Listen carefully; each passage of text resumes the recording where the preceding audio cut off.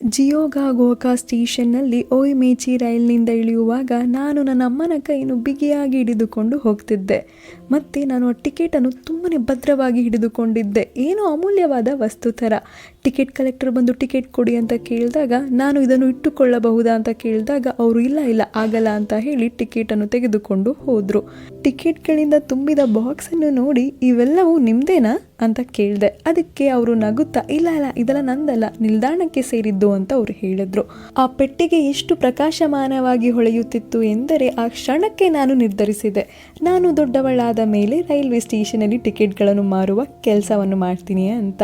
ಇದನ್ನೆಲ್ಲ ಕೇಳಿದ ಅವರು ನಗುತ್ತಾ ನನ್ನ ಮಗನಿಗೂ ನಿಲ್ದಾಣದಲ್ಲೇ ಕೆಲಸ ಮಾಡಬೇಕು ಅಂತ ಆಸೆ ಪಡ್ತಿದ್ದಾನೆ, ಬಹುಶಃ ನೀವಿಬ್ರು ಫ್ಯೂಚರಲ್ಲಿ ಜೊತೆಗೆ ಕೆಲಸ ಮಾಡಬಹುದೇನೋ ಅಂತ ಹೇಳಿದ್ರು. ಅದಕ್ಕೆ ನಾನು ಸೊಂಟದ ಮೇಲೆ ಕೈ ಇಟ್ಟು ಅವರನ್ನು ನೋಡುತ್ತಾ ಇದೆಲ್ಲ ಒಳ್ಳೆ ಐಡಿಯಾನೇ, ಅದನ್ನೆಲ್ಲ ಆಮೇಲೆ ನೋಡ್ಕೊಳ್ಳೋಣ, ಈಗ ನಾನು ತುಂಬಾ ಬ್ಯುಸಿ, ಯಾಕೆ ಗೊತ್ತಾ ನಾನು ಹೊಸ ಶಾಲೆಗೆ ಹೋಗ್ತಿದ್ದೀನಿ. ಮತ್ತೆ ನಾನು ಅಮ್ಮನ ಬಳಿಗೆ ಓಡಿ ಹೋಗಿ ನಾನು ಟಿಕೆಟ್ ಕಲೆಕ್ಟರ್ ಆಗ್ತೀನಿ ಅಂದಾಗ ನಮ್ಮಮ್ಮ ಮುಗ್ದಲ್ಲಿ ಏನೂ ಆಶ್ಚರ್ಯನೇ ಆಗಲಿಲ್ಲ. ಅದಕ್ಕೆ ಅಮ್ಮ ಕೇಳಿದ್ರು, ಅಲ್ಲ ಮೊನ್ನೆ ತಾನೇ ಸ್ಪೈ ಆಗಬೇಕು ಅಂತಿದ್ದೆ, ಈಗ ಟಿಕೆಟ್ ಕಲೆಕ್ಟ್ರಾ?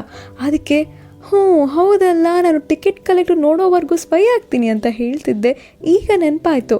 ಆ ಪೆಟ್ಟಿಗೆ ಎಷ್ಟು ಖುಷಿ ಕೊಡುತ್ತೆ ಗೊತ್ತಾ ಅಮ್ಮ, ನಾನು ಯಾಕೆ ಎರಡು ಜೊತೆಗೆ ಮಾಡಬಾರ್ದು, ಟಿಕೆಟ್ ಕಲೆಕ್ಟರ್ ಆಗಿರುವ ಸ್ಪೈ ಆಗ್ತೀನಿ ಅಂತ ಹೇಳಿದಾಗ ಅಮ್ಮ ಏನು ಉತ್ತರನೇ ಕೊಡಲಿಲ್ಲ. ಅವರ ಹೂವುಳ್ಳ ಟೋಪಿಯ ಕೆಳಗೆ ಅವರ ಮುಖವನ್ನು ತುಂಬಾ ಸೀರಿಯಸ್ ಆಗಿ ಇಟ್ಕೊಂಡಿದ್ರು. ನಮ್ಮಮ್ಮ ಯಾಕೋ ಚಿಂತೆಯಲ್ಲಿದ್ದಂಗಿದ್ರು. ಅದನ್ನೆಲ್ಲ ನೋಡದೆ ಬರೀ ಮಾತಾಡ್ಕೊಂಡೇ ಬರ್ತಿದ್ದೆ ನಾನು.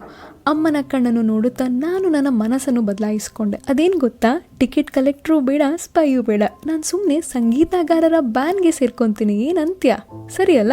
ಅದಕ್ಕೆ ಅಮ್ಮ, ಸಾಕು ಮಾತಾಡಿದ್ದು, ಬಾ ತಡವಾಗುತ್ತೆ, ನಾವು ಪ್ರಿನ್ಸಿಪಲ್ ಅನ್ನು ಕಾಯುವಂತೆ ಮಾಡಬಾರ್ದು, ಸರಿಯಾಗಿ ದಾರಿ ನೋಡ್ಕೊಂಡು ನಡಿ ಅಂತ ಅಮ್ಮ ಹೇಳಿದ್ರು. ದೂರದಲ್ಲಿ ಶಾಲೆ ಗೇಟ್ ಕಾಣಿಸುತ್ತಿತ್ತು. ನನ್ಗೊಂದು ಅರ್ಥ ಆಯ್ತು, ಕನಸುಗಳು ಬದಲಾವಣೆ ಆಗ್ತಾನೆ ಇರುತ್ತೆ, ಅದು ಪರವಾಗಿಲ್ಲ. ಬಹುಶಃ ಒಂದಿನ ನಾನು ಸ್ಪೈ ಆಗಿನೋ, ಟಿಕೆಟ್ ಕಲೆಕ್ಟರ್ ಆಗಿನೋ, ಇಲ್ಲ ಮ್ಯೂಸಿಷಿಯನ್ ಸಹನೂ ಆಗ್ಬೋದು. ಆದರೆ ಈಗ ನಾನು ನನ್ನ ಆಲೋಚನೆಗಳನ್ನು ಮತ್ತು ನನ್ನ ಹೃದಯವನ್ನು ವಿಶಾಲವಾಗಿ ಇಟ್ಕೊಂಡು ಶಾಲೆಗೆ ಹೋಗ್ತಿದ್ದೀನಿ. ಟಾಟಾ, ಬಾಯ್. ಸೊ ಫೈನಲಿ ನಾವು ಕಥೆಯ ಎಂಡ್ಗೆ ಬಂದ್ವಿ. ನಿಮ್ಮ ಮೈಂಡ್ ವಾಯ್ಸ್ ಎಲ್ಲ ನನಗೆ ಅರ್ಥ ಆಗ್ತಿದೆ. ಅಲ್ಲ, ಹುಡುಗಿ ಅಂತ ಹೇಳ್ಬಿಟ್ಟು ಆ ಹುಡುಗಿ ಯಾರು ಏನು ಪರಿಚಯನೇ ಮಾಡ್ಕೊಡ್ಲಿಲ್ಲಲ್ವಾ ಅಂತ ನೀವು ಕೇಳ್ತಿರೋ ನನಗೆ ಕೇಳಿಸುತ್ತೆ. ಅದೆಲ್ಲ ಸರಿನೇ.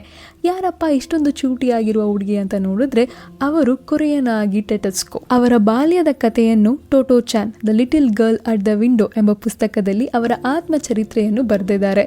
ಇದನ್ನು 1981 ಜಪಾನಲ್ಲಿ ಮೊದಲು ಪಬ್ಲಿಷ್ ಮಾಡಲಾಯಿತು. ಮುಂದಿನ ವಿಡಿಯೋದಲ್ಲಿ ಆ ಪುಸ್ತಕದಲ್ಲಿರುವ ಬೇರೆ ಕಥೆಯನ್ನು ಸಹ ನೋಡೋಣ. ಇವತ್ತು ನೀವು ನೋಡಿದ್ದು ಆ ಪುಸ್ತಕದಲ್ಲಿದ್ದ ಮೊದಲನೆಯ ಕತೆ, ಅದು the railroad station. Thanks for watching. ಈ ವಿಡಿಯೋ ನಿಮಗೆ ಇಷ್ಟ ಆಗಿದ್ರೆ like, share, comment, subscribe to our channel.